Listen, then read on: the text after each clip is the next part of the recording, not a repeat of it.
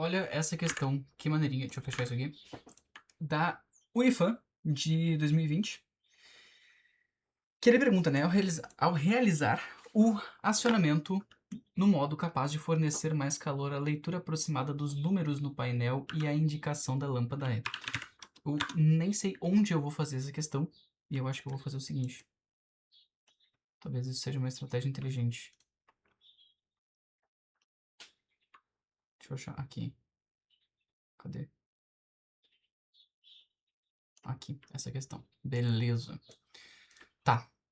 Então, ele quer saber quando que eu faço o acionamento capaz de fornecer mais calor, e a gente sabe que calor está relacionado à potência, e provavelmente, né, eu já vendo aqui que ele está falando de amperes e tudo mais, eu sei que a potência está relacionada a duas fórmulas. Então, a primeira fórmula de potência é R vezes I ao quadrado, ou P sendo igual a U ao quadrado sobre R. Beleza? Eu não vou fazer o algebrismo para vocês descobrirem isso, vocês têm que saber já. Certo? A leitura primeira. Ok. Indicada na lâmpada. O gerador que alimenta fornece tanto. Então eu sei que a minha U, ela vai ser sempre essa, não vai mudar. 425, ela é fixa. Ops, né? Corrente contínua é capaz de fornecer até. Esse valor aqui não é fixo, tá bom? Esse valor ele é variável, porque a minha resistência é variável e a gente já vai entender isso, ó. O sistema é composto de 50 resistências elétricas, ok? Organizadas como? Vamos descobrir. O circuito permite somente a ligação total em série, ou seja, uma resistência aqui, depois outra aqui, depois outra aqui, depois outra aqui, todas ligadas no mesmo fio, né? Isso aí não é difícil, acho que todo mundo pegou essa ideia. Ou a ligação total em paralelo, que aí já muda um pouco a história. Porque daí eu vou ter aqui o meu gerador, né?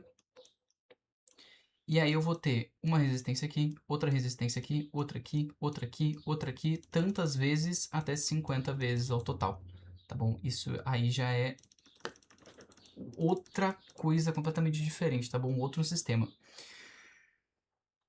Tá bom, pelo acionamento realizado do supervisor da UTI. Então quem vai fazer isso é o supervisor daquele lugar ali, da UTI, né? Da unidade de... Não importa. A potência individual das resistências, a potência total do sistema, então a potência individual de cada resistência, ok? A potência total do sistema, porque claro, né, a gente tem aqui um fio e a gente vai ter uma resistência aqui, outra resistência aqui e outra resistência aqui. Essa resistência ela vai ter uma corrente. A gente sabe também que P é igual a I vezes U, né? Π.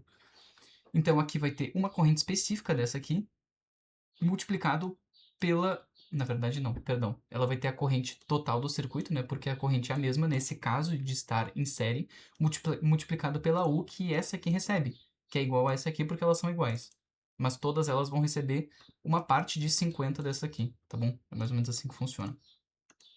Mais ou menos não, é literalmente assim que funciona. A potência total do sistema, então, a minha corrente total e a minha U total. A corrente total eu preciso descobrir baseado na forma como essas resistências estão pareadas. A corrente do gerador são lidas no painel. Então, a potência individual, a potência do sistema e a corrente do gerador são lidas no painel. E a luz vermelha é acesa se a corrente do circuito corresponde a pelo menos 90% da capacidade. Então, a capacidade é essa aqui. Eu preciso de 90% dessa capacidade total, beleza? 90% é muito simples, é só tirar 10%. 10% de 2.000 é 200, tira 200, fica 1.800. Então eu preciso de algo pelo menos de 1.800. E nesse momento a gente já pode descartar uma questão no caso, né? Que é, cadê? Essa aqui, né? Porque ele não tá sequer a 1%. Ele tá literalmente a 1%. Não é 90% nem de longe. E ele já tá dizendo que a luz tá acesa. Então essa aqui a gente já descarta, ok? Agora vamos lá entender o problema em si. Ao realizar o acionamento no modo que fornece mais calor é igual a mais potência. Se eu quero mais potência, eu preciso entender. Se eu quero mais potência, vamos analisar essa fórmula aqui. Primeiro, eu preciso de mais U e menos R. Claro. Só que a minha U é fixa, então eu vou manter isso aqui parado. Se eu quero mais desse aqui, eu preciso, né? Eles estão numa ordem inversamente proporcional. Eu preciso de menos resistência, porque se ele passar para o outro lado, ele vai passar multiplicando, né?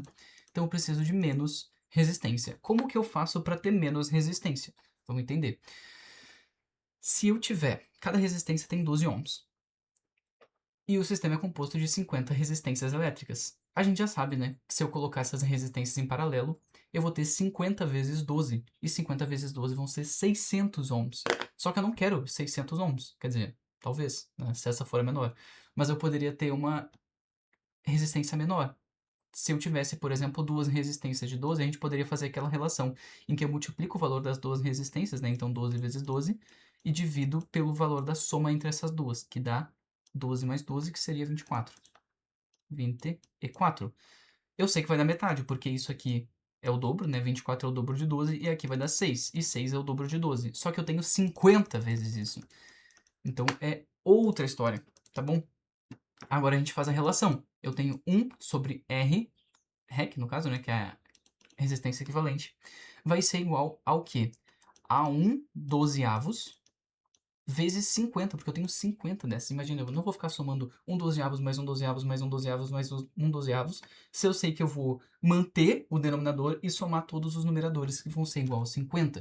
Então eu vou ter 50 dozeavos como sendo o inverso da minha resistência equivalente. Mas eu não quero a minha resistência equivalente dessa forma, eu não quero o inverso, eu quero o total. Então a minha REC, ela vai ser igual ao inverso disso, que é 12 50avos, tá bom? Acabou. Então o que eu preciso agora? Me diz, o que eu preciso agora, meu querido? Eu preciso descobrir a potência total do circuito, né? Ou, pelo menos, entender que isso aqui é infinitamente menor, um tanto menor do que 600. Tá? Bem menor. Bem menor. Seria 0,24, né? 24%, tá? E 24% tá bem longe de chegar em 600 ohms, tá? Tendo agora essa resistência equivalente, eu vou ir para o caminho mais fácil, que é simplesmente usar a nossa relação. Essa aqui é a nossa resistência equivalente do circuito inteiro. Eu tenho U é igual a RI. Opa, R... Nossa, ficou feio, pera lá. R vezes I.